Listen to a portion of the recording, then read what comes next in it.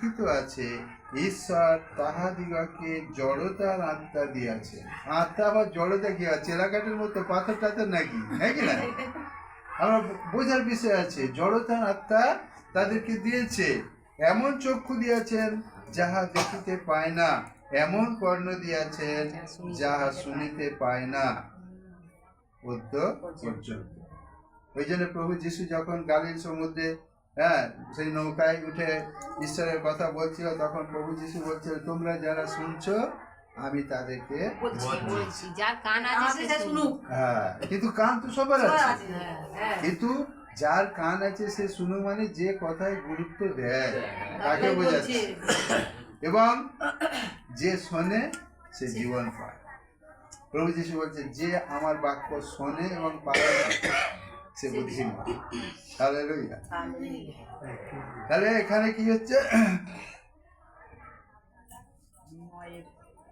তারপরে আর দাউদ বলেন, তাহাদের মেজ তাহাদের জন্য হাত ও পাশ স্বরূপ হোক, তাহা বিঘ্ন ও প্রতিফল স্বরূপ হোক, তাহাদের চক্ষু অন্ধ হোক, যেন তাহারা দেখিতে না পায়। তুমি তাহাদের পৃষ্ঠ সর্বদা পুজো করিয়া রাখিয়াছ। তবে আমি বলি, তাহারা কি পতনের নিমিত্ত উচট খাইয়াছে? তাহা দূরে থাকুক। তাহলে এখানে নির্বাচিত লোক আর কঠিনীভূত লোক, ইসরায়েল লোক কঠিনীভূত হয়েছে বলে তারা কি হয়েছে? যে যীশু খ্রিস্টকে ধার্মিকতার দ্বারা পাওয়ার চেষ্টা করেছে। ইসরায়েল জাতি যে বলি দিচ্ছে, সেই বলি দিয়ে তারা উদ্ধার পাওয়ার চেষ্টা করছে, কিন্তু ঈশ্বর সেই বলিটাকে অলরেডি নিরূপিত করেছে খ্রিস্ট।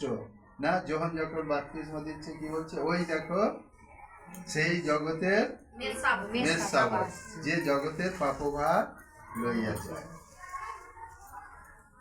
তাহলে মেষশাবক বছরের পর বছর বলি দেবে, কিন্তু একটা মেষশাবক যেটা ঈশ্বর নিরূপিত সেটাকে তারা গ্রহণ করতে চায়নি।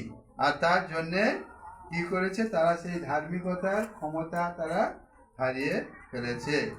আর একটা বিষয় এখান থেকে আমরা দেখতে পাই, যদি 8-10 মধ্যে আমরা দেখতে পাই, এটা হচ্ছে কি? আধ্যাত্মিক অন্ধত্ব ও জড়তা। এটা আমাদের খ্রিস্টীয় জীবনে হতে পারে গতানুগতিক। প্রার্থনায় আসছে তো আসছে, দিনের পর দিন, কোনো উৎসাহ নেই, উদ্যাপনা নেই, কারোর কাছে সাক্ষ্য দেওয়ার কোনো গল্প নেই, না? জড়তা, তাই না?